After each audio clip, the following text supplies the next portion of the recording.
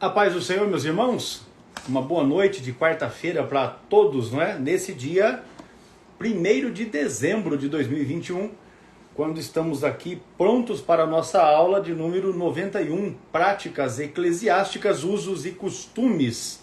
Não é? Queremos desde já estender aqui os nossos cumprimentos a todos, desejar que cada um dos irmãos e irmãs tenha um dezembro cheio de bênção, que seja um tempo de renovo na vida de cada um, que os irmãos possam experimentar um melhor na presença do Senhor. Esse é o nosso desejo mais sincero para a vida de cada um, para a vossa família, para o vosso ministério, que em tudo, na vida de cada um de vocês, o nome de Jesus seja glorificado, seja exaltado. E nesta nossa aula de número 91, nós vamos trabalhar uma temática que já vimos divulgando, né, desde a segunda-feira, através dos nossos canais, tanto no Instagram, Cetadib, como no nosso Facebook, não é? Também o perfil lá é Cetadib, para que os irmãos possam tomar conhecimento dos assuntos, não é? Que nós estaremos hoje, junto com o pastor Ciro Zibordi, abordando nesta nossa aula de número 91.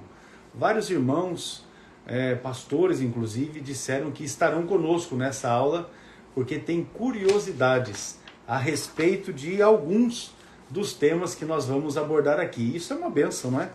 Porque o nosso intuito, de fato, é oferecer aos irmãos o conteúdo esclarecedor, não é? Esclarecedor. Desde já, desejar que cada um dos irmãos sejam muito bem-vindos, que o Senhor abençoe a vida de vocês. Eu estou com a minha Bíblia aberta em Mateus, no capítulo de número 28, é onde nós estaremos fazendo a leitura nesta... Vamos trazer aqui o pastor Ciro para que a gente possa fazer os ajustes necessários, não é? Pronto, eu, graças a Deus, já fiquei bem enquadrado aqui, não é? Que benção. A paz do Senhor, pastor Ciro, tudo bem? Conte a benção. Olha aqui, ó. Só porque eu falei que estava bem enquadrado, o meu negócio... Desenquadrou. Me deu um tombo. O importante é estar enquadrado na doutrina, né? Aí, ó, então acabou-se. Nessa daí nós estamos com certeza. Isso aí, pois graças bem, a Deus. Saúde boa, família, irmã Luciana, né? Irmã Júlia. Graças a Deus, estamos todos bem. Maravilha. Aqui tá tudo em ordem, rapaz. Eu tô aqui na sala hoje, né?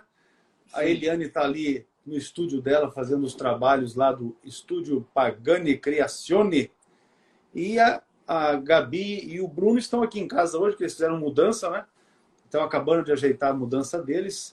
Ainda hoje vão estar com a gente aqui em casa. Mas estamos muito bem, graças a Deus. Olha aí que benção. Esses filtros aqui são complicados. A gente tenta até ajustar, né? Até ajustar. A gente vai até para o céu aqui antecipadamente. Olha aí, você já pensou? Mas vou deixar sem mesmo. É porque tem filtro que às vezes dá uma ajeitada na iluminação, né? Com certeza. Mas tá bom. Tá joia, meu pastor? Eu vou ler o texto de Mateus, capítulo 28, a partir do versículo 18, os versículos 19 e 20, para que a gente possa iniciar, então, aqui com as respostas, não é? Das questões de hoje. Nós temos vários pastores, inclusive, que na divulgação que fizemos, já desde a segunda-feira, mandaram mensagem dizendo que iam estar com a gente aqui hoje, porque querem aprender a respeito dos temas que estão aqui, né? E nós vamos lá. Mateus capítulo 28, para aqueles que querem tomar a Bíblia e acompanhar a leitura, nós vamos ler aqui a partir do versículo 18. Na verdade, é um texto bastante conhecido, não é? De todos, e diz assim, ó: E chegando-se Jesus, falou-lhes dizendo: É-me dado todo o poder no céu e na terra, portanto, ide, ensinai todas as nações, batizando-as em nome do Pai, e do Filho, e do Espírito Santo, ensinando-as a guardar todas as coisas que eu vos tenho mandado. E eis que eu estou convosco todos os dias, até a consumação dos séculos. Amém. Graças a Deus por esta palavra registrada aqui pelo evangelista Mateus, a respeito daquilo que Jesus falou ainda antes de ser recebido em cima nos céus, né? Que bênção! De onde nós o aguardamos, para o arrebatamento da igreja. Glória a Deus. Pois vamos lá então, meu pastor, iniciando os trabalhos, né, da nossa aula aí de número 91. Olha como é. Daqui um pouquinho já vai ser uma centena de aulas, né? Maravilha. Tá vendo? O nosso irmão Roberto Prates, ele fez uma pergunta assim: por que a Assembleia de Deus mudou a forma de batismo dos rios para a piscina? É boa pergunta. Na verdade, né, os tempos mudaram, né? Os tempos mudaram e algumas adaptações que não ferem a sã doutrina são necessárias, né? Então, por exemplo, antes, a maioria das igrejas não tinham tanques batismais. Então, os batismos eram feitos em rios, eram feitos em lagos, lagoas, né?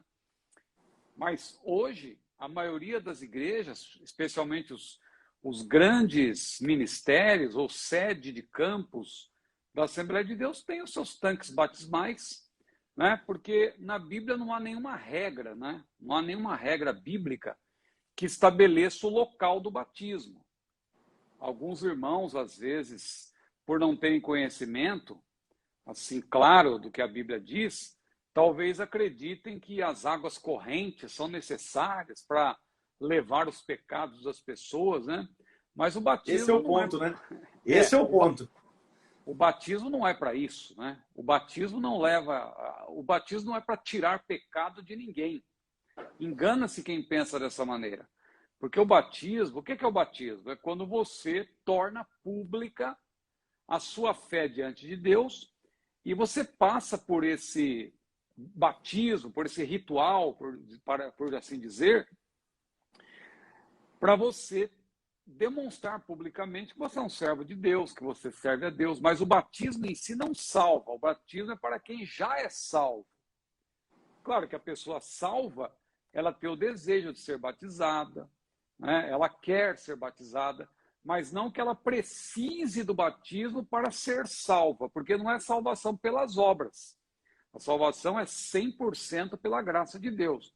Agora, uma vez salva, a pessoa, claro, ela deseja o batismo. E a igreja, claro, seguindo a orientação do Senhor Jesus, como o irmão citou aí, na grande comissão, Jesus apresentou o batismo justamente como algo que complementa, que vem como posterior à experiência gloriosa da salvação.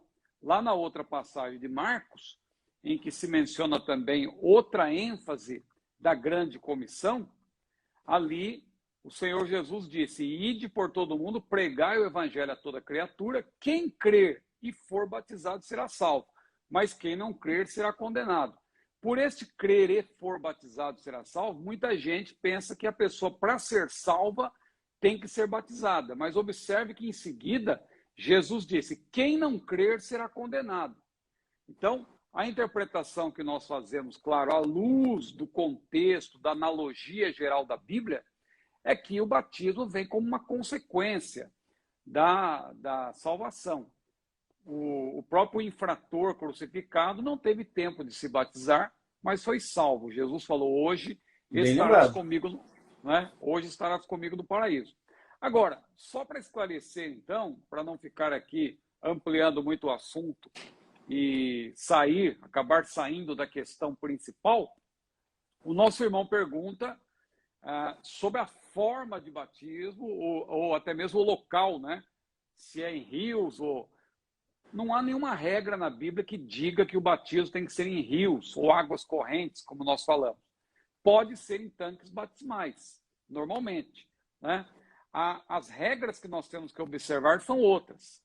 Primeiro, o batismo tem que ser, como o irmão leu aí em Mateus 28:19, em nome do Pai e do Filho e do Espírito Santo, em nome da Trindade. Alguém diz: Trindade não existe, porque a palavra nome aí só aparece uma vez. Jesus não disse em nome do Pai, em nome do Filho, em nome do Espírito Santo. A palavra nome só aparece uma vez. Mas quem conhece minimamente a língua portuguesa sabe que não é necessário repetir, porque o termo nome aí, nessa frase, tem função distributiva. Então, quando você usa uma vez e diz em nome do Pai e do Filho e do Espírito Santo, claro está que é em nome das três pessoas da Trindade. Então, isso é uma fórmula que Jesus deixou para nós. E isso deve ser obedecido. Outra coisa, o batismo tem que ser por imersão, porque a gente vê claramente, né, com todo respeito aos irmãos de outras tradições que não observam o batismo por imersão, né? Veja que eu estou chamando eles de irmãos, não estou dizendo que não são irmãos, justamente porque o batismo é algo que a gente não vai condenar alguém e dizer que é uma seita porque pratica um tipo de batismo diferente. Isso é uma questão importante para nós, mas não é fundamental para a salvação, né?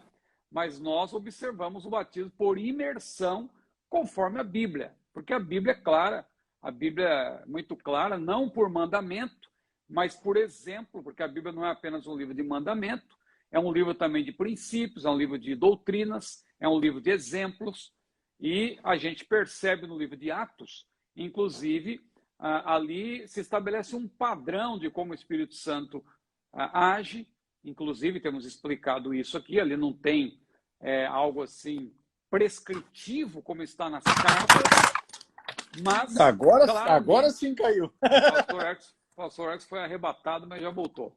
Agora sim caiu.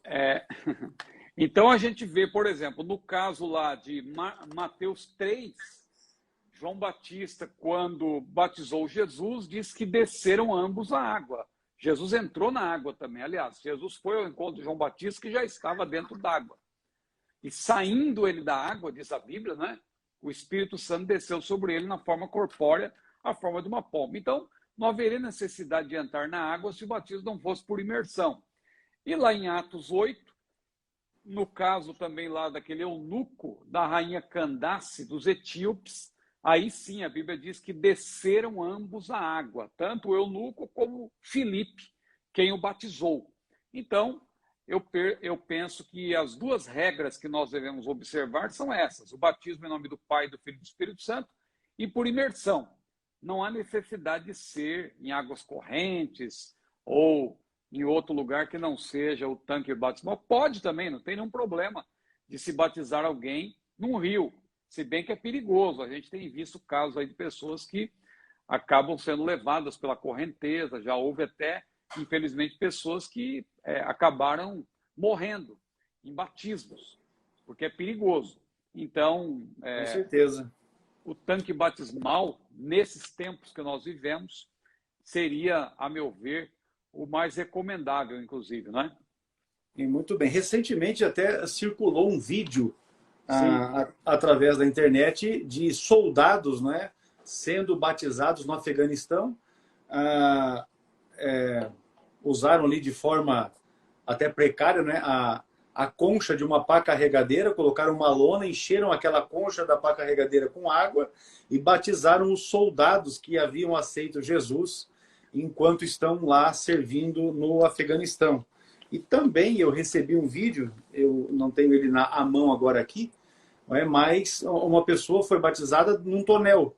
Um tonel desses plástico, encheram de água e mergulharam a pessoa ali, era o que tinha, de forma que a pessoa foi batizada, ficou imersa, não é, na água. O importante é haver água em quantidade para uma imersão, né? Imersão, isso. Porque batismo significa imersão, é bom que se diga também, né? Com certeza. Há irmãos que praticam, há igrejas que praticam outro tipo de batismo, por aspersão ou por efusão, mas o termo batismo em si já significa mergulho. Mergulho, com certeza. E o eunuco, quando viu lá água, né, ele disse: eu vejo água, que me impede de que eu seja batizado? Então, quer dizer, não importa se a água que está num rio, ou num lago, ou numa lagoa, havendo água, uma piscina, né, como a pergunta aí, ou num tonel, como o irmão falou, não importa. Havendo quantidade suficiente para haver imersão, é um ato simbólico, né, que tem uma grande representatividade, bom que se diga, né, porque simboliza que a pessoa está sendo sepultada, ela já foi, na verdade, né? Ela já foi sepultada para a vida velha, E o batismo representa exatamente o que já aconteceu. A pessoa É foi um sinal sepultada. externo, né? É um sinal Sim, é um sinal externo, externo. Sinal visível para externo. testemunho. A pessoa já foi sepultada e ela então ressurge. Ela já ressurgiu, na verdade, né? Então, o batismo é um testemunho público do que já aconteceu na vida da pessoa. Não é que a partir do batismo a pessoa passará a ser uma nova criatura. Não, o batismo é para indicar que a pessoa foi salva, foi regenerada e ela então torna público isso diante de todos. Jesus estabeleceu isso justamente para a pessoa testemunhar publicamente que ela morreu para a vida velha e ressurgiu para uma vida nova. Maravilha. E é válido ressaltar que para nós que estamos na Assembleia de Deus, o batismo é imersão. Não é? Tanto que Sim. eu posso testemunhar que quando eu me converti na Igreja Metodista do Brasil, eu fui batizado à época por derramamento, por efusão, e quando eu vim para a Assembleia de Deus, o pastor Daniel Ascioli, que é meu sogro, ele me batizou novamente. Batismo por imersão é o padrão assembleiano. E quem quer ser membro da Assembleia de Deus tem que ser batizado por imersão. Em nome do Pai, do Filho e do Espírito Santo. O pessoal chama de rebatismo, mas na verdade eu acredito que não se aplica esse termo, porque o batismo correto é uma vez só, né? O batismo conforme nós cremos. Imersão. Se não foi de uma forma como nós cremos, não é um rebatismo, é o batismo certo, né? Com certeza. É o batismo. Que foi aplicado. Foi o batismo que foi feito. Até fazia tempo que o pastor Ascioli não batizava. E aí, quando eu falei com ele que a gente ia fazer o batismo novamente, porque eu estava agora na Assembleia de Deus, tinha que cumprir a regra, não é? Aí ele já anunciou, então, que ele é quem ia fazer o batismo. Eu falei, amém, bora fazer o batismo, né? E ele que fez o meu batismo quando vim para a Assembleia de Deus. Pois bem, meu pastor, vamos prosseguindo aqui. A irmã Kedma Viana, ela é do Tocantins. A pergunta que ela faz é assim, ó. É correto o uso do véu? É necessário nos nossos dias? Bom, necessário não é, não. Né? Porque o véu era uma prática, claramente, quando a gente lê primeiro aos Coríntios, era uma prática claramente do primeiro século, né? Que tinha um significado. Porque o que acontece? Há muitas coisas que tinham um significado e o significado permanece. Então, o que a gente deve prezar é o significado e não aquilo que era usado para validar ou para enfatizar aquele significado. Então, a gente pode citar como exemplo o ósculo santo. Né? O ósculo santo não faz sentido para nós, só que ele tinha um significado. O ósculo santo hoje pode ser substituído por um aperto de mão santo, um abraço santo. Não precisa ser um ósculo santo. Mas naqueles dias era uma coisa muito comum. Então, o véu, ele estava relacionado como um símbolo de autoridade. Porque, em razão da submissão da mulher ao marido também. Né? Esse princípio ligado à submissão continua na Bíblia. Né? Há muitas mulheres hoje em dia, porque estão sendo doutrinadas pelo feminismo, elas nem suportam ouvir a palavra submissão. Mas a submissão do ponto de vista bíblico, ela continua. Não adianta você querer questionar Paulo, dizer que Paulo era machista. Não, nada disso. A submissão, só que a submissão, ela não está ligada ao princípio da superioridade, ela está ligada ao princípio da prioridade, porque Deus priorizou o homem nesse sentido, né? Deus formou o primeiro homem, depois ele formou a mulher. E Paulo falou disso também. Então o véu ali era um sinal de submissão. Outra coisa, na cultura ali grega que prevalecia em Corinto, as mulheres prostitutas, na verdade, elas se descobriam, né? Porque o véu aí não era propriamente um véu, como é usado até em algumas igrejas, era uma espécie de um chale que cobria realmente, para a mulher não se expor. Né? Então, a mulher que se expunha naquela cultura, ela demonstrava também que ela tinha uma vida assim um pouco voltada para a liberalidade sexual, nesse sentido, né? Então, Paulo orientou os coríntios. Então, isso fazia muito sentido no primeiro século. Hoje, para nós, não tem esse sentido, porque a mulher não precisa colocar véu na cabeça para dizer que ela é submissa ao marido e tal. Isso aí, na verdade, era naquela cultura. Agora, tem igrejas, que não é o nosso caso, que utilizam o véu. Então, a pergunta é se o véu é necessário. Não é necessário. Mas se as igrejas que utilizam quiserem manter isso como uma tradição não ligada à salvação, aí é com eles lá. Como nós temos as nossas tradições, né? Por exemplo, a gente não usa, quando vai para a igreja, o pregador, o pastor, usa terno, usa gravata. A gente não usa isso porque nós temos que usar para salvação. Não, é uma tradição nossa, é algo que nós prezamos, se bem que isso hoje em dia também varia muito. Tem igrejas que nem utilizam mais, mas as igrejas conservadoras, e o nosso ministério é um ministério conservador, nós ainda prezamos. Fica fácil. Isso para nós não é um peso nenhum, a gente gosta até de utilizar, né? E a gente se sente bem dessa maneira. E quem quiser nos criticar, que critique, mas isso aí é uma prática nossa e que não tem nada a ver com a salvação. É um costume, é uma tradição. E tem igrejas que têm essa tradição da mulher usar um véu na cabeça. Agora, se estiver usando isso, por que não? É para salvação. Se eu não tiver véu, aí já é legalismo, aí já é fanatismo, é outro nome que se dá. Porque a salvação não é pelas obras, a salvação é pela graça. Quem usa véu ligado à salvação é fanatismo, é legalismo, né? E isso não combina com o cristianismo. O cristianismo não é legalista. Eu uso esse termo hoje, eu vejo que tem pessoas que ficam assim assustadas quando eu falo, porque as pessoas estão confundindo tudo. Estão achando que a salvação é pelas obras. Não, as obras, elas são ornamento da doutrina. Ornamento da doutrina. Se você segue a doutrina, você tem boas obras, você tem uma boa apresentação, você se porta com modéstia, você se porta com decência. Isso é ornamento da doutrina. Agora, se você está fazendo isso porque você acha que vai ser salvo por causa disso, você está redondamente equivocado. Isso é legalismo. O legalismo é quando a pessoa acha que ela vai ser salva por meio de obras, como os fariseus pensavam, como os judaizantes pensavam. E provocou aquele concílio lá, que está lá em Atos capítulo 15, e depois de haver aquela discussão toda, chegou-se à conclusão que precisava carregar de ordenanças os gentios. Imagina, querer fazer os gentios praticar a lei judaica, que não tinha nada a ver com a cultura deles, com o costume deles, praticar todo aquele cerimonialismo judaico. O cristianismo não é cerimonialista. O cristianismo não é legalista nesse sentido.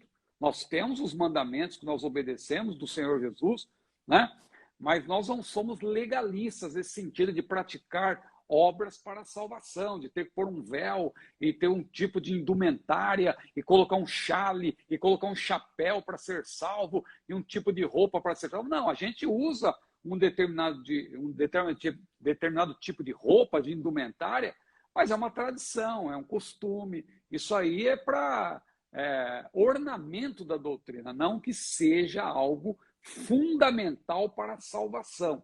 E tem gente embarcando nessa canoa furada. Eu falei lá do concílio que os apóstolos chegaram a uma conclusão que, olha, não temos que carregar as pessoas de ordenança. Vamos só colocar aqui algumas coisas que são fundamentais, claro, para ornamento da doutrina também, vamos dizer assim, né? Então, foi dito lá no final que para eles se absterem de algumas coisas e tal, de consumo de carne sufocada, que era algo que podia gerar problemas ali, até com os judeus, etc.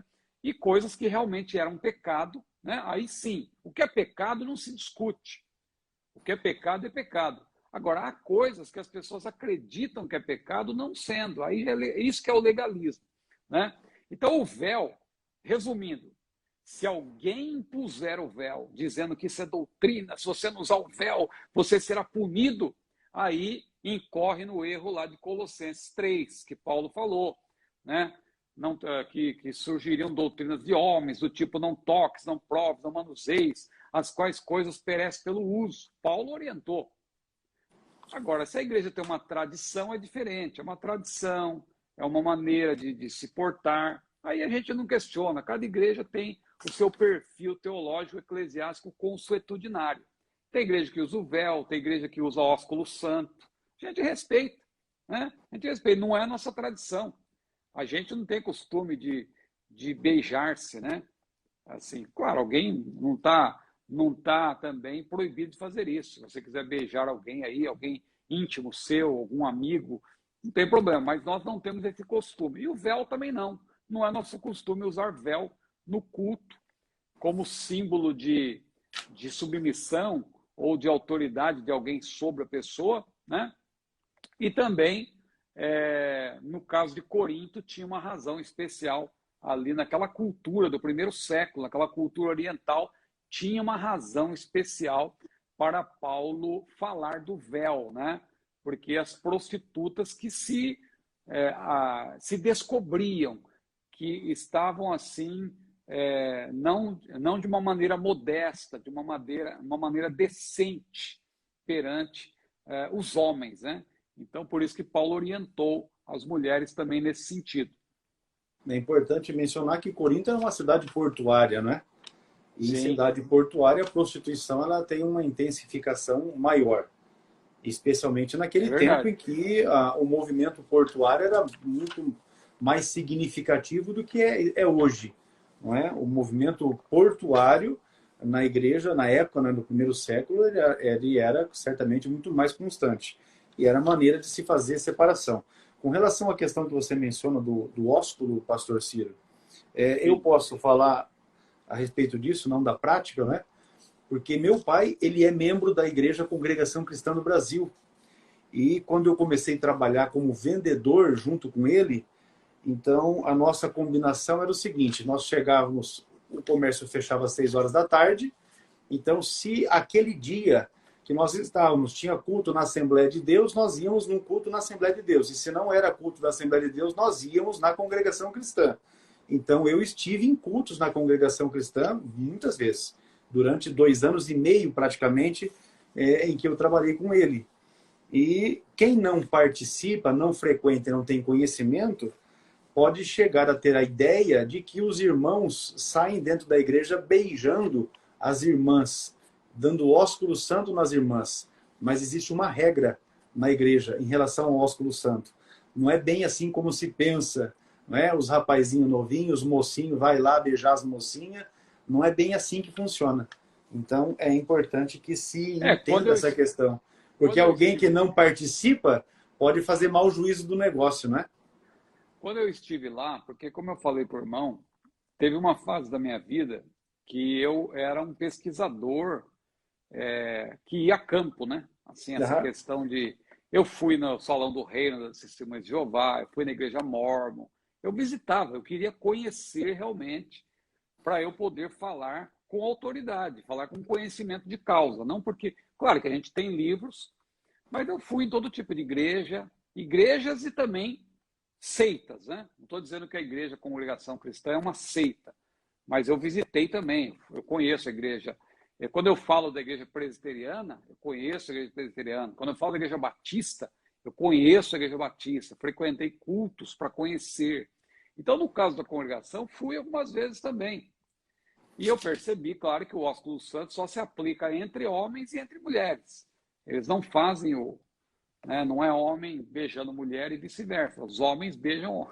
Tanto que quando eu fui a primeira vez, eu não escapei lá não teve como, né? Porque eu estava ali próximo dos irmãos, os irmãos vieram com aquele cumprimento. Eu fiquei meio sem jeito, mas a gente participou, eu acabei participando ali também, né? Do cumprimento. Inclusive, eles não têm, eu não sei, eles acabam não distinguindo muito bem as pessoas que frequentam.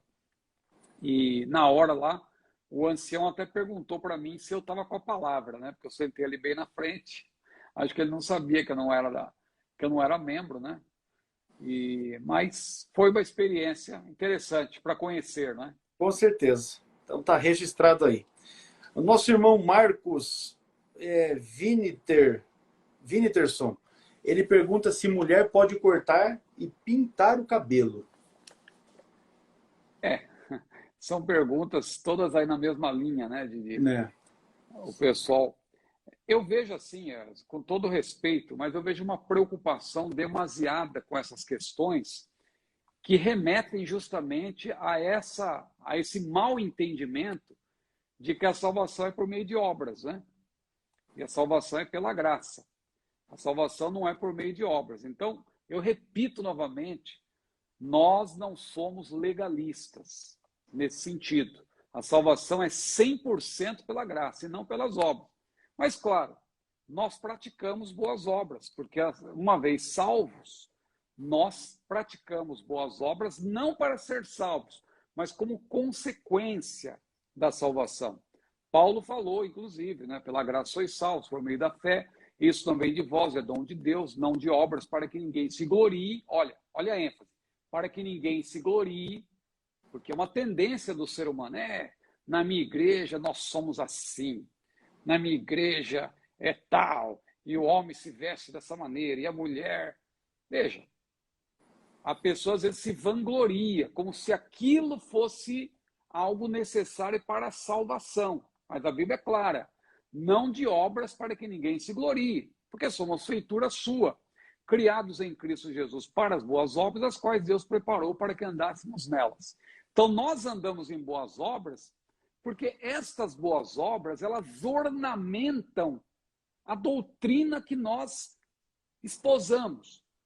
Mas não é que isso é algo assim fundamental e tal, que olha, se eu não praticar essas obras, eu não serei salvo. É isso que é o problema, que as pessoas às vezes levam para esse lado. Essas questões estéticas, nós temos um padrão, nós temos um perfil, mas essas questões, comparadas com a salvação e com a sã doutrina, elas são secundárias. Agora, entenda bem, não é que eu estou dizendo com isso que agora você vai se rebelar contra o seu pastor, dizer, meu pastor e tal, agora eu vou começar a fazer do jeito que eu quiser. Aí você vai estar incorrendo em pecado. Porque a igreja, toda a denominação, tem o seu perfil teológico, eclesiástico, consuetudinário. Se os costumes nossos são adotar um determinado tipo de vestimenta, um determinado tipo de linguagem também. A gente está vendo um tipo de linguagem hoje em dia que não condiz, né, na pregação, estou falando, né? Claro que aqui nas redes sociais, claro, por ser um outro tipo de plataforma, e para a gente alcançar as pessoas, às vezes a gente usa outro tipo de linguagem, vale-se um pouco mais do humor, né?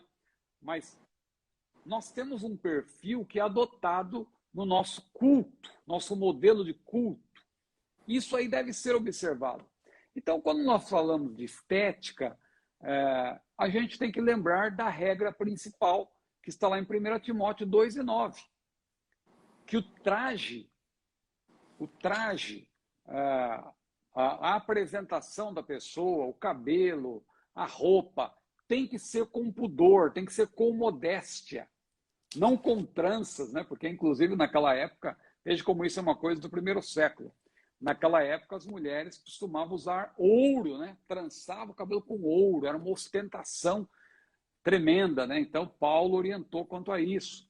Quando Pedro também fala lá, se você buscar o termo no original, havia na cultura grega, inclusive no dicionário de Mackenzie, que é um dicionário muito bom, ele tem até ali a foto que eu já vi em museus também, ali em pedra também, de como era o cabelo naquela época. As mulheres faziam um ídolo, colocavam um ídolo no próprio cabelo, né?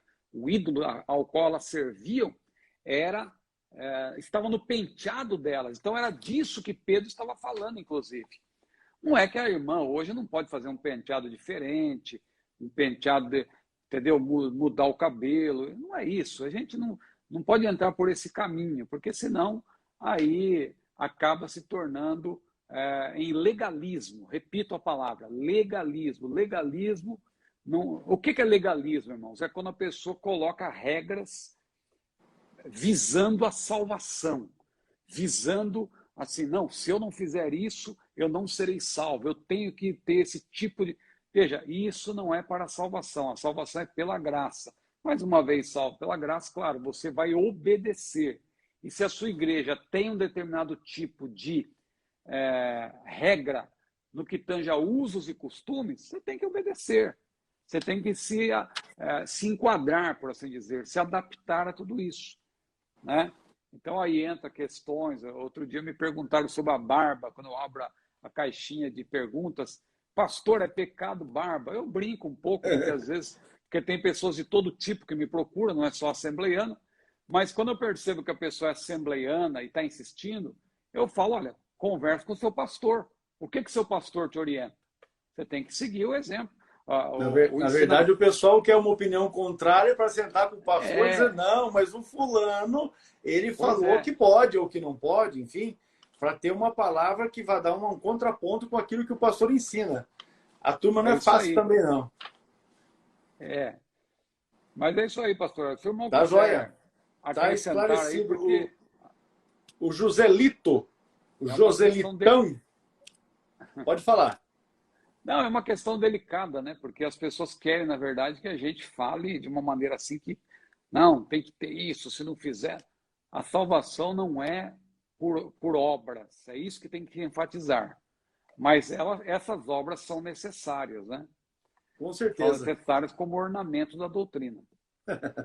Maravilha. Eu quero saudar o pastor Elias Torralbo, acabou de entrar com a gente ali. Olha, o pastor Evandro, que está com a gente, o Alisson lá do Rio Grande do Norte. Deus abençoe cada um de vocês. O Joselito, ele está falando a respeito de profecia. E essa questão que ele levanta aqui, pastor Ciro, é de fato algo que a gente observa que em algum lugar, em determinados movimentos, isso acontece. A questão é assim, em um culto, uma pessoa profetizar para quase toda a igreja, isso é bíblico? A profecia faz parte do culto, né? Paulo falou lá em 1 Coríntios capítulo 14, quando vos ajuntais, cada um de vós tem salmo, tem doutrina, tem revelação, tem língua, tem interpretação, né? Faça-se tudo para edificação. E ali, claro, ele cita de maneira resumida, mas ele já tinha mencionado anteriormente outros dons que fazem parte das ministrações do Espírito. Porque o culto pentecostal, o culto de maneira geral, né? A gente chama pentecostal porque nós somos pentecostais, claro. Mas o culto a Deus, ele tem que ter 3 ministrações, tudo com ordem e decência. A ministração do louvor, porque tem salmos, né? Os salmos eram cantados naquela época. A ministração da palavra, porque doutrina nada mais é do que a palavra de Deus devidamente compendiada, a palavra de Deus sistematizada, isso é doutrina, no singular, no Novo Testamento. E tem que ter a ministração do Espírito, cada um de vós tem língua, tem interpretação, tem revelação. Veja, faça-se tudo para edificação. O culto, então, tem que ter ordem. Um culto não pode se limitar à profecia. Né? Imagina um culto que só tem profecia, profetiza aqui, profetiza ali. Então, eu penso que esse culto aí da pessoa que fica profetizando para quase toda a igreja não é um culto bíblico. Porque o culto bíblico ele tem um momento para todas as coisas. Tem que ter um momento do louvor, tem que ter um momento da exposição da palavra e, claro, o Espírito Santo age. Mas Paulo foi claro também. Ele limitou o uso da profecia. Né? Ele não disse que o culto é para ficar o tempo todo profetizando. Nós estamos na liberdade do Espírito. Não. O trem corre, mas o trem corre no trilho. O fogo é uma benção, mas o fogo, no fogão, por exemplo, ele é controlado, né? Tem a chama mínima, tem a chama máxima. A eletricidade também é uma benção, mas ela é controlada nas subestações. Então, até o poder do Espírito Santo, Paulo foi claro ao dizer que ele é dado, mas nós temos que fazer bom uso desse poder que é derramado sobre a igreja. Então, por isso que ele falou, falem 2 ou 3 profetas e os outros julguem. E, no máximo, ele disse, falem 2, no máximo 3. Ou seja, ele quis dizer o que com isso? Que o culto não pode ser profecia o tempo todo. Não existe culto de profecia. Você tem que ter o culto completo. O culto completo tem a palavra, tem o louvor também. E, claro, tem que dar-se liberdade para o Espírito Santo atuar. E aí essa ministração é do Espírito. Não é você que vai manipular, é ele que vai agir, é ele que vai usar um com profecia, outra com vai dar também as línguas que precisam de interpretação e etc. Mas o culto não pode ser, claro, 100% profecia. Tem que haver ordem, tem que haver decência, tem que haver também equilíbrio. Maravilha. É isso aí. A questão aqui do José Litão é o nome do abençoado. A gente vê isso na internet, não é? Porque os cultos vão sendo transmitidos, o indivíduo que está de uso da palavra, ele profetiza para o José, para Maria, para o Antônio, para o Pedro, e Deus às vezes não está nem falando mais nada, e ele está ali profetizando, dizendo que é Deus que está falando, mas Deus já deixou de usar ele faz um tempo, né? Então é importante. Mas quem tem o Espírito de Deus consegue distinguir esse negócio quando é de Deus e quando é coisa da carne, coisa do homem, né? Querendo satisfazer o ego das pessoas que estão ali, porque de repente ele foi anunciado para o culto como sendo o profeta, né? O profeta. Então ele tem que chegar na igreja e tem que profetizar mesmo, entregar, conforme a turma fala, recado de Deus. Eu não sei de onde que eles tiram esse negócio do recado, né? Porque Deus não manda recado. Deus, quando tem que falar, ele sacode mesmo. Mas vamos lá. O José Litão, ele continua aqui, meu servo. Olha só. Há uma forma correta na prática do jejum no Novo Testamento? Bom, o termo jejum, de maneira geral, claro, implica abstinência de alimentos, né? Alguns o praticam de forma total e outros acham que podem fazê-lo de maneira parcial. A forma correta, a meu ver, que é mais importante até do que essas questões que o pessoal fica discutindo, se é parcial, se é total, para mim o jejum tem que ser total, para dizer a verdade, né? Jejum, abstinência de alimento. Mas hoje em dia tem pessoas que fazem jejuns específicos, por exemplo, vou jejuar de determinado tipo de alimento, vou deixar de... A pessoa usa isso como uma consagração a Deus. Mas eu vou dizer o seguinte, a forma certa, a forma correta, é você não ter o jejum como um sacrifício apenas. Um sacrifício até que, usando aqui um termo um tanto forte, mas bíblico, um sacrifício às vezes de tolo, né? Quando, por exemplo, a pessoa usa o jejum para a glória própria. Quando a pessoa usa o jejum para aparecer. Jesus mesmo falou que não é para se mostrar contristado, para ninguém saber. Ninguém precisa saber que você está jejuando. Claro que no caso de um jejum coletivo, a igreja toda está jejuando, aí tudo bem, não tem como esconder, mas também não tem como se gloriar, porque todos estão fazendo, então você não vai se destacar. Agora, quando a pessoa jejua, e ela está jejuando, ela quer demonstrar, escreve livro, eu jejuei tantos dias, a pessoa está buscando glória própria. Então isso aí já foge do propósito do jejum. Outra coisa, não é pelo tempo, a pessoa pensa que o jejum, para ser eficaz, tem que ser um tempo exagerado. Não, jejum para mim tem que ser no mínimo 3 dias, tem que ser no mínimo 1 semana, como se fosse pelo tempo. Então, o que eu acho fundamental para o jejum, do ponto de vista bíblico, e o que eu chamaria do jejum correto, do ponto de vista bíblico, é o jejum casado com oração. Porque o jejum, pense bem, pense comigo, meu irmão, minha irmã, o jejum sem consagração, sem oração, você vai estar simplesmente passando fome. Fazendo uma dieta. Imagina você, claro, pode ser útil nesse sentido. Agora, imagine a pessoa lá no trabalho com uma série de aborrecimentos, uma série de problemas. Vou jejuar.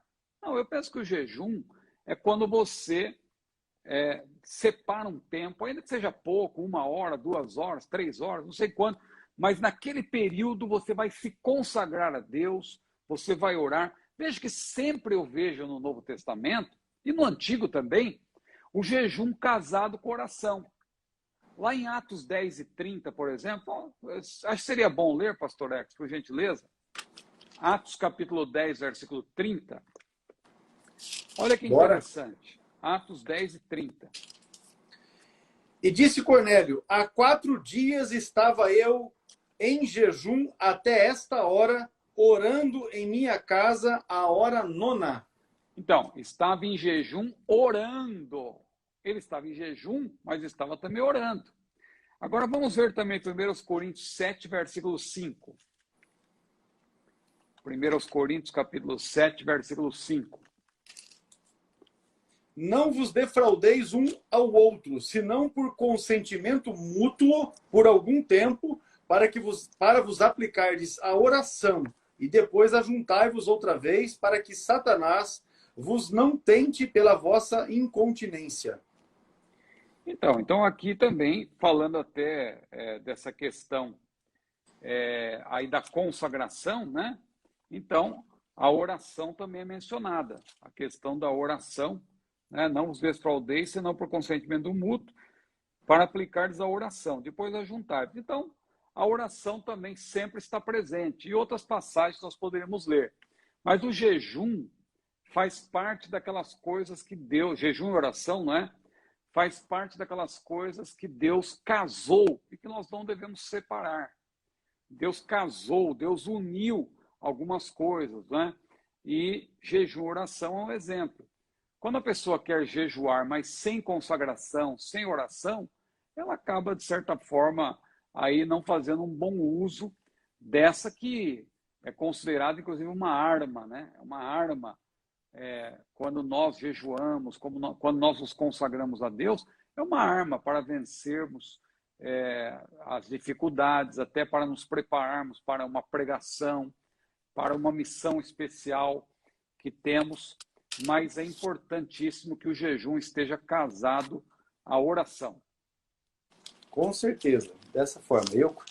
Eu quando me converti, o meu pastor, ele falou, olha, esse negócio aí de jejum, que você toma suco, come verdura e tal, isso aí é dieta, não é jejum, não. Porque o indivíduo toma suco, come verdura, come legumes e tal, ele está fazendo uma dieta. Vai ser bom para o corpo, não é? Mas a consagração, ela é feita dessa forma aí. Você fez a consagração do jejum, você vai tirar o tempo para estar buscando a Deus, e Deus certamente vai ouvir, não é? Vai ouvir a sua oração, o seu clamor, nesse tempo de consagração. Depois nós vamos aqui, meu pastor, para a questão levantada pelo Gabriel Mendes. É errado? O Gabriel Mendes, ele é um rapaz, é um moço, né? É um jovem. É errado um rapaz ser consagrado ao presbitério sem ser casado? Não existe nenhum mandamento com respeito a isso, mas eu repito, a Bíblia não é um livro só de mandamentos. A Bíblia é um livro de princípios, sobretudo, a Bíblia é um livro de doutrinas, a Bíblia é um livro de exemplos.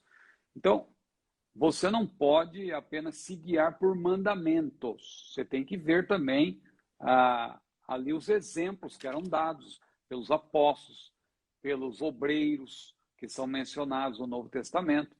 E Paulo, quando ele aconselha ali com respeito à separação e consagração de obreiros, ele usa 2 vezes a palavrinha, na língua portuguesa, claro, convém, né? Convém, aí em 1 Timóteo capítulo 3. Esse convém, o que significa? Significa que é desejável, que é o correto, que é a regra geral. Pode haver exceções? Pode, né? Eu conheço pessoas que têm o chamado de Deus e tal, e que não casaram. E um exemplo da história da Assembleia de Deus é Emílio Conde. O irmão Emílio Conde era um homem consagrado por Deus, pregava a palavra, tudo, mas nunca casou, nunca teve interesse de casar-se. Há outros obreiros que a gente conhece hoje também, que são obreiros, têm até função e ofício ministerial, mas não são casados, mas são casos excepcionais, que a gente conta no dedo. Por quê? Porque, em regra geral, está escrito lá, 1 Timóteo 3, né? Convém que seja marido de uma só mulher. Convém. Inclusive, ali, a gente já falou outro dia desse texto aqui, que ali numa frase tão curta, mas você tem vários ensinamentos. Ali fala da monogamia, fala da fidelidade e etc. E é importante destacar-se que convém, é desejável. Deus quer que o ministro ele seja casado, até porque ele vai precisar orientar também pessoas e casais, imagina, né, como orientar um casal sem ter a experiência, como que poderá orientar também uma mulher, né, é necessário, às vezes, ter a ajuda da esposa, a esposa para aconselhar, também para acompanhar, pelo menos, né? Porque às vezes a esposa não é muito voltada para esse tipo de atividade, mas ela é importante, pelo menos, estar ao lado, né? É importante ela, pelo menos, estar ao lado do marido no momento de um aconselhamento, a uma irmã, a um casal. Então, é conveniente, é importante, é desejável que o ministro do evangelho, aí não importa se é rapaz, se é mais velho, mas que ele seja casado. E aí, então, a nossa igreja ela tem como padrão, é um padrão nosso, consagrar ao presbitério e também ao ministério aquele que é casado, né? Há algumas excepcionalidades, algumas exceções, mas não é a regra geral. A regra geral é que realmente o jovem obreiro seja casado. Aproveitando, pastor, a mesma pegada, um moço acabou de perguntar, mas e se for diácono? 1 Timóteo capítulo 3, versículo de número 12, diz assim, ó, o 8 diz assim, da mesma sorte os diáconos sejam honestos, e vai prosseguindo e tal, e chega no 12 e diz, os diáconos sejam maridos de uma mulher e governe bem seus filhos e suas próprias casas. Então dá a ideia de que deve ser casado. 1 Timóteo 3,12 foi o texto que eu li. Exatamente. É importante que o obreiro ele seja casado, né? O obreiro Agora, seja casado. qual eu imagino assim, porque sei da região de onde o Gabriel mora e sei da dificuldade que é de se levantar obreiros lá na região onde ele está. Eu não vou citar porque não é o caso aqui. Então eu imagino que a pergunta dele também ela contempla essa questão. Nós sabemos que há regiões, há cidades, que é difícil de se levantar obreiros. Então os pastores acabam lançando mão do material humano que ele tem à disposição para servir a Deus, com vontade de fazer a obra. E aí, certamente, os pastores acabam levantando obreiros solteiros para poder auxiliar no trabalho. Mas isso precisa de uma grande supervisão para que não haja problemas, especialmente nesse trabalho que você acabou de mencionar, quando o aconselhamento é necessário. Não devemos desprezar as exceções também, né? A gente vê no próprio ministério de Paulo, tinha João Marcos, tinha Timóteo, eram jovens que começaram ali, mas depois você vê que Tiago foi se formando como obreiro, né? E aí Paulo orienta o próprio Timóteo sobre isso. Então já pressupõe que Timóteo era casado, né? Pelo aconselhamento de Paulo, embora não haja menção direta da esposa de Timóteo, está implícito, né? Ali no próprio aconselhamento de Paulo. Então, é uma regra, vamos dizer assim, uma regra geral. É uma regra geral. Nós não podemos desprezar as exceções que podem ocorrer. Né? Podem ocorrer. Com certeza. Deus não vai ficar preso a uma regra que impossibilita a sua obra de ser realizada. Então, quer dizer, imagina num lugar, vamos dar um exemplo que a gente já deu até em outra questão aqui, com respeito às mulheres. Claro que é uma questão muito mais complexa, mas há casos em que as mulheres, mesmo num ministério em que as mulheres não são reconhecidas no seu ofício, como é o nosso caso, né? Estão atuando aí na obra missionária, estão fazendo o trabalho que às vezes alguém diria, não, só um pastor pode realizar. Agora, se não tem o pastor lá, quem vai realizar? E a pessoa às vezes é convertida ali e tal, e precisa do trabalho dela. Veja que a mulher samaritana, ela saiu e já começou a fazer a obra, já começou a pregar. Então, Deus conta também com as mulheres.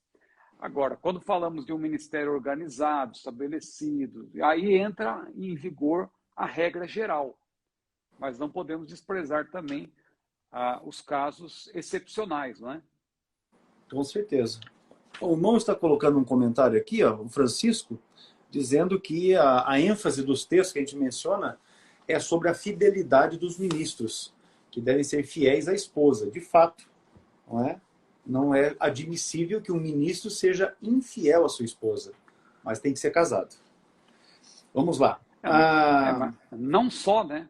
Ele diz que convém que seja marido de uma só mulher. Então, quer dizer, convém que seja marido, né? Tem que ser casado. E além de marido, marido de uma só mulher. Então, De uma se só convém que mulher. seja marido, convém que seja casado. Porque a gente conhece alguns pastores que tem mais de uma, né? A gente conhece aí uns espertalhões aí que tem mais de uma, então vai fazer o quê, né? Mas a prancha deles logo cai também, né?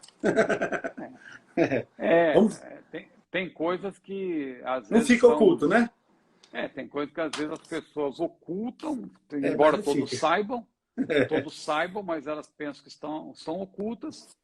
Mas diante de Deus, aí não tem como, né? No dia lá do acerto de contas, nós vamos ver como vai ficar, né? Irmão Jefferson, na Assembleia de Deus, meu jovem, para ser consagrado obreiro, para ser obreiro tem que ser batizado com o Espírito Santo. Se não for batizado com o Espírito Santo, não pode ser consagrado obreiro. Né? Isso é a regra da denominação. Agora, sim, é claro que tem pastor por aí que está fazendo coisa que não está de acordo com a denominação. A Assembleia de Deus, para ser obreiro, cooperador, para ser diácono, para ser presbítero, evangelista, pastor, tem que ser batizado com o Espírito Santo. A irmã Kedma está perguntando assim, ó. Biblicamente, ela faz primeiro uma afirmação, depois a pergunta. Biblicamente, bispo, presbítero e pastor são sinônimos. Aí ela cita o texto de 1 Pedro 5, versículos 1 e 2, Atos dos Apóstolos 20, versículo 28, onde presbíteros e bispos são mandados a pastorear. Se não, aí vem a pergunta que ela faz agora. Se são termos intercambiáveis, por que na Assembleia de Deus fazemos distinção? Nós fazemos distinção porque termos sinônimos... Não isso aí, pastor Sena. O pastor Eduardo Sena está com a gente aí. Disse, a conta chega. Chega mesmo. Chega mesmo. Vai lá, pastor Ciro. Desculpe ter interrompido. Então, a nossa irmã tem que entender o seguinte, né? Com todo respeito. Termos sinônimos não têm o mesmo significado, necessariamente. Não é porque é um termo, por exemplo, presbítero, sinônimo, bispo, vamos dizer, como ela menciona aí, pastor. Então, tem que ter o mesmo significado. Não, depende do contexto. Vou dar um exemplo aqui bem exagerado, mas só para entender. Aqueles 24 anciãos de Apocalipse, eles são presbíteros. O termo no grego é o mesmo que é usado para presbíteros. Presbíteros no grego, né? Eles são presbíteros, são chamados de anciãos ali, mas o termo no grego é presbíteros. Então, quer dizer, ali é presbítero, mas é outro tipo de presbítero. Então, você não pode generalizar e achar que todo lugar onde tem presbítero é a mesma coisa. Pedro, por exemplo, o texto que a irmã cita aí, 1 Pedro 5, versículo 1.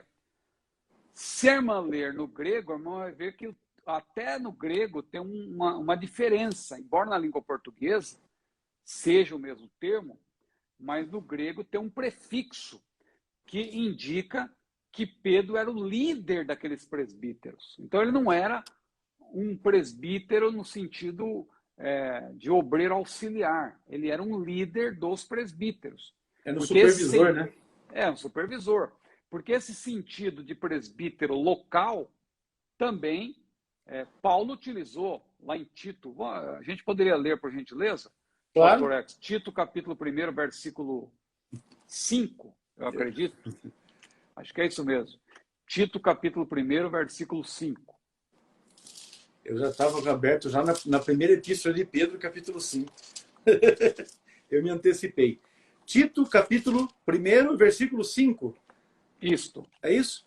Trazendo... Exato. Opa, eu mudei para Timóteo aqui. 1 e 5, vamos lá. Tito 1 e 5. Por esta causa te deixei em Creta, para que pusesses em boa ordem as coisas que ainda restam, e de cidade em cidade estabelecesses presbíteros, como já te mandei.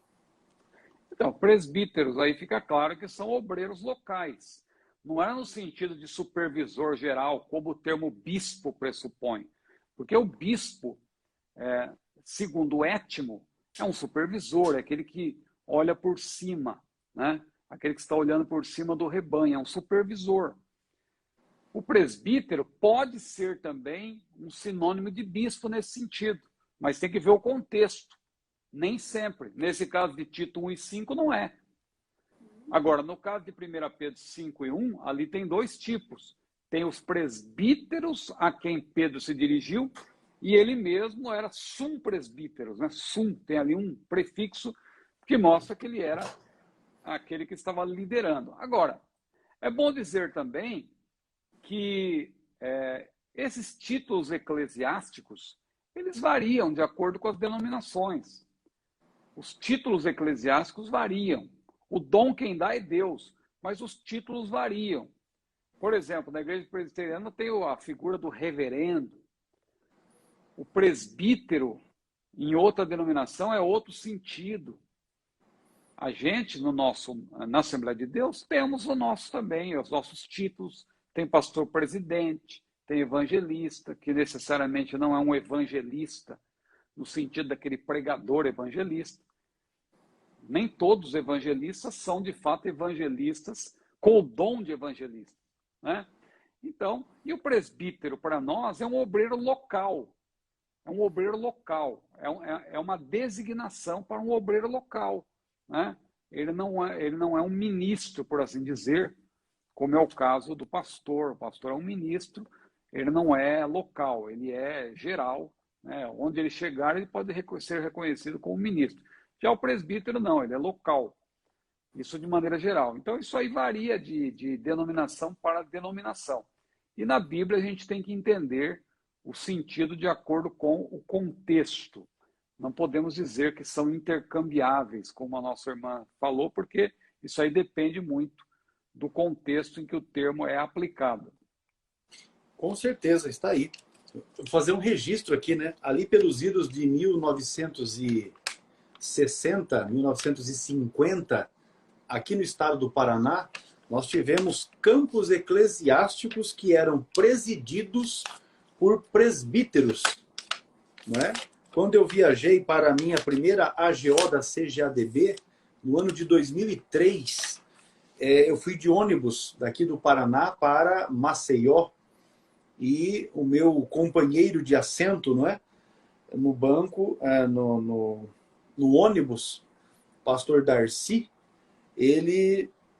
nós tivemos tempo, né? Você imagina, daqui do Paraná para Maceió de ônibus. Nós tivemos muito tempo. E aí conversamos sobre muitas coisas. E uma das coisas que nós conversamos foi justamente isso. E ele mencionou o fato de haver presidido um dos grandes campos aqui do estado do Paraná, quando ele era presbítero.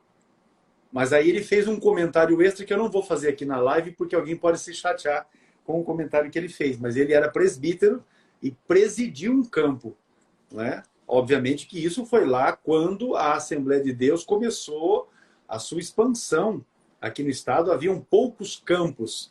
Veja, a cidade de Bela Vista do Paraíso era a sede de um campo, e Londrina, que hoje é uma cidade umas 20 vezes maior do que Bela Vista do Paraíso, era uma congregação de Bela Vista, né? Faxinal, era uma sede grande aqui no estado.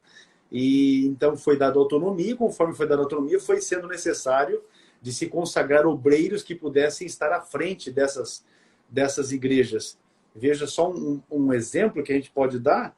A nossa Assembleia Geral, que vai acontecer agora na próxima semana, está programada para a consagração de 900 ministros, 900 novos obreiros, pastores e evangelistas, quando digo ministros, dada a demanda que se há. Então veja como as coisas mudam. Mas lá atrás, um presbítero, assumiu a presidência de um campo. E não foi só um, não. Nós temos vários campos aqui no Paraná nessa condição. Eu acho, meu pastor, que nós vamos encerrar por aqui, não é? E aí é o seguinte, eu quero já deixar anunciado aqui. A nossa próxima live, a nossa próxima aula vai ser a de número 92. Práticas eclesiásticas, usos e costumes. E o tema vai ser dízimo. Nós temos aqui uma sequência, várias perguntas que estão relacionadas à questão do dízimo. Veja só. Tem pessoas que administram o seu dízimo. Comprar algo referente àquele valor e entregar na igreja, isso é correto? Quem não tem emprego fixo, ou seja, não é assalariado, tem que dizimar.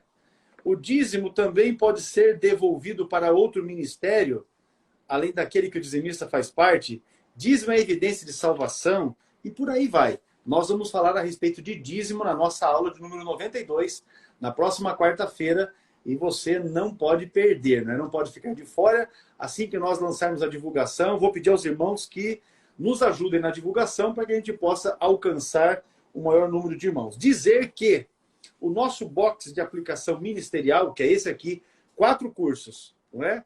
Ele, na promoção do mês de novembro, que a turma chama de Black, não é? Enfim, ele estava com um desconto maior do que o que nós estamos dando agora. Nós estamos dando agora 35% de desconto de 530 por R$330. 4 cursos. O curso para a formação de jovens pentecostais, de autoria do pastor Ciro Zibordi. O curso de perguntas escatológicas, uma especialização na área da escatologia, para quem está trabalhando com administração de aulas de escola dominical para a nossa juventude. Está aqui um manual que você deve ter na sua biblioteca. O curso de formação de obreiros, que esse é o material do pastor João Antônio, lá do Rio Grande do Sul. E também o curso para formação de capelães, esse material fornecido pelo nosso companheiro pastor Douglas Batista, que também é presidente do Conselho de Educação da CGADB. Esses 4 cursos no nosso box, com desconto, você vai pagar apenas R$330. Acesse o nosso site e adquira o seu, não é? Vai ser uma benção. E você também pode fazer qualquer um desses 4 cursos separadamente, segundo a sua vontade, segundo a sua condição. Amém? Pastor Ciro, as suas considerações finais, para que a gente possa estar encerrando a aula de hoje. Nós vamos orar, pela vida do meu cunhado, Elianai, que voltou a ser hospitalizado hoje. Ele está com a saúde bastante debilitada, e nós vamos orar pela vida dele. Amém, pastor. Eu agradeço pela oportunidade de participar mais uma vez dessa live abençoada do nosso CETAD. E vamos todos aí orar pelo nosso querido irmão Elianai, né, que está passando por essa dificuldade, mas o Senhor é poderoso para curá-lo, né? Nós oramos para que o Senhor Jesus o cure, né? Com certeza. Ele tem sofrido um pouco, mas Deus é poderoso para fazer uma grande obra. Amém. Agradecer a cada um. Sim, pode falar, pode falar. Não, prossiga. Eu achei que você já tinha encerrado, por isso que eu entrei falando. Hoje está até um tanto silencioso por aqui, né? Uhum. O pessoal aí não está muito feliz, né? Pelos os últimos resultados. Mas de quarta-feira, geralmente, tem sido difícil aqui. Hoje, graças a Deus, está bem melhor. Baixaram a bola. Literalmente, né? Baixou, amém. Pois bem, quero agradecer a participação de todos os irmãos, não é? Desejar que Deus abençoe a vida de cada um de vocês. Nós vamos orar agora e, com isso, encerraremos, não é, a nossa aula de hoje. O comentário do João Camilo a gente vai fazer novamente na live, né? Dizimar, na verdade, é um verbo, né, que significa exterminar. A palavra correta não é dizimar. O termo, na verdade, não pode ser usado dizimar, mas entregar o dízimo, né, é a forma correta. Vamos orar. Amado Deus, nós te bendizemos, nós te adoramos, e agora que estamos encerrando mais esta aula, pedimos a tua bênção sobre a vida do Elianai, que voltou a ser hospitalizado, toma conta da vida dele. O Senhor é que sabe de todas as coisas, e nós te pedimos que o Senhor envie a tua bênção, a cura, a restauração da saúde, em nome de Jesus. Amém. E graças a Deus. O Senhor abençoe a vida de cada um dos irmãos. Pastor Ciro, saudação aí para a irmã Luciana, também para a irmã Júlia. Deus abençoe cada um de vocês. Deixa eu mostrar um negocinho aqui para você. Só para você, Ciro. Dá uma olhada ali. Quem é que está ali? Ó. É a Sofia. A Sofia e a dona. Enquanto eu estiver aqui, elas vão ficar ali. A hora que eu sair daqui, fora, elas vão lá para o cantinho delas. Um abraço. Deus abençoe você. As minhas aqui não tem esse negócio, não. É dentro de casa mesmo. Não, ali elas ficam para fora. Aqui as bichinhas são treinadas. O irmão é linha dura, hein? Não, a gente só vem para dentro quando a gente chama. É desse jeito. Aqui já estão dominando tudo, não tem jeito. Meu Deus. Tá joia. Um abraço, Cirão. Pai do Senhor. Amém. Igualmente. Tchau, Deus tchau. abençoe. Tchau.